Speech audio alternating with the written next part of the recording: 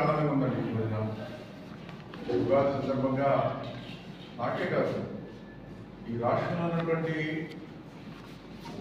యువతకి మరింత సంతోషంగా ఆనందంగా. అది యువతతో పాటండి ముఖ్యంగా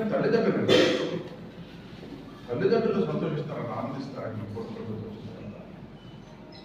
ఎందుకంటే ఏదైనా ఆ రోజున ప్రతిపక్షం ఉన్నప్పుడు కూటమి ప్రభుత్వం మా కూటమి ప్రభుత్వం ఓటేయండి, కూటమి ప్రభుత్వం వస్తే పిల్లలకు ఉద్యోగ అవకాశాలు కల్పిస్తాం, 20 లక్షల ఉద్యోగ అవకాశాలు కల్పిస్తాం అని చెప్పడం జరిగింది.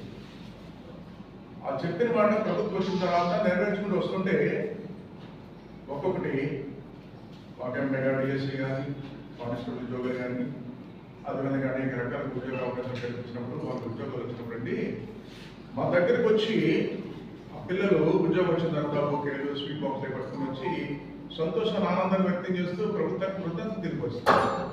అప్పుడు చాలా ఆనందం సంతోషం అనిపిస్తుంది.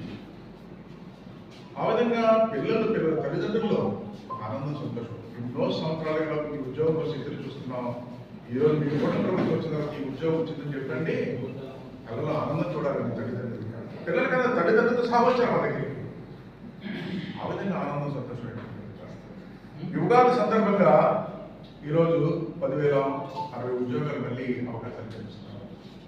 ఏ విధంగా ఏ డిపార్ట్మెంట్లో ఎన్ని ఉద్యోగాలు వస్తాయో కూడా మీకు వివరించి చెప్పడం జరిగింది మీడియా ద్వారా. ఏ డిపార్ట్మెంట్లో ఎన్ని ఉద్యోగ అవకాశాలు వస్తున్నాయి అన్ని వివరంగా, ఏదో మాట చెప్పడం కాదు, వివరంగా చెప్పడం జరిగింది. అదే విషయాల్లో మా బాబా కూడా చాలా క్లియర్గా చెప్పాడు ఈ విషయాలు. అదే కదండి ఈరోజు చెప్పింది 20 లక్షల ఉద్యోగాలు అవకాశాలు వస్తాయని చెప్పి చేసుకుంటూ వస్తుంటే ఈరోజు పెట్టుబడులు అండి 20 నెలల్లో పెట్టుబడులు 23 లక్షల పెట్టుబడులు వచ్చినాయండి. ఈ రాష్ట్ర చరిత్రలో సువర్ణ అక్షరాలతో మనం లిఖించబడుతున్నారు కూడా సందర్భాలు తెలియజేస్తున్నాం. గతంలో కూడా ఇంత పెట్టుబడి రాలేదండి.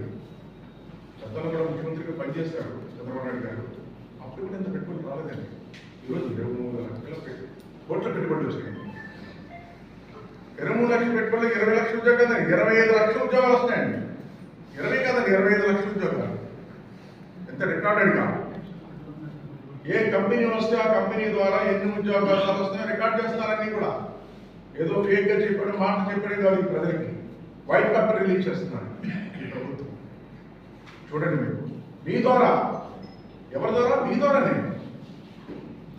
రిలీజ్ చేస్తున్నారు.